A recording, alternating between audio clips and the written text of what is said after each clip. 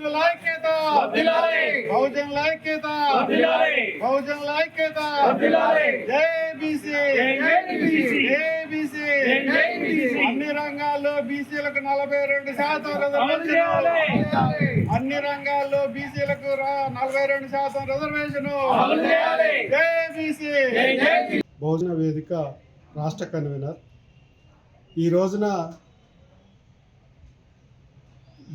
42% reservation సాధనకు జరిగేటువంటి రాష్ట్ర వ్యాప్త ప్రణాళికలో భాగంగా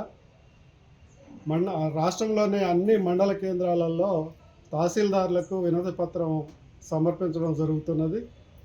దానిలో భాగంగానే మేము కోదాడలో, చిలుకూరులో తదితర మండలాలలో వినతి పత్రాలను అందించడం జరిగింది. దాంట్లో ముఖ్యంగా డిమాండ్స్ ఏంటంటే రాజ్యాంగ సవరణ చేసి 9వ షెడ్యూల్లో చేర్చి బీసీలకు 42% రిజర్వేషన్ కల్పించాలనేటువంటిది ప్రధానమైనటువంటి డిమాండ్.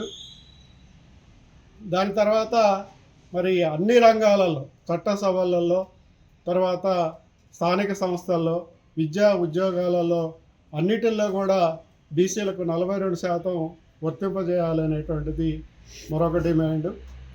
అంతేకాకుండా మరి రాజులు పోయినా, రాజ్యాలు పోయినా రాజ్యాధికారం మాత్రం మార్పిడి కాలేదు. రాజ్యాధికార సాధన కోసం బీసీలు చేసేటువంటి పోరాటంలో మరి ఈనాడు బీసీ సంఘాలు రకరకాల జేఏసీల పేరుతో మరి పోరాటం సలుపుతున్నప్పటికీ అందరూ కూడా ఏకం కావాల్సినటువంటి అవసరం ఉంది.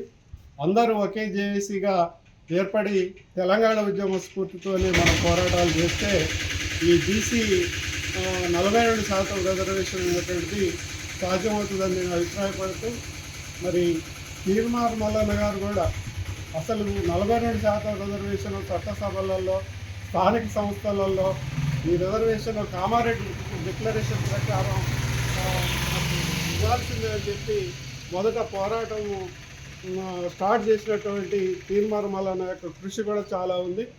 మరి ఈరోజు జేఏసీలు వేరువేరుగా విడిపోయి ఎవరి వాళ్ళు పోరాటం చేస్తే బలహీనమయ్యేటువంటి అవకాశం ఉంటుంది. కాబట్టి రాష్ట్ర వ్యాప్తంగా ఒకే జేఏసీలు అందరు కలిసి పోరాటం చేయాల్సిన అవసరం ఉందని చెప్పి అభిప్రాయపడుతూ ముగిస్తాం.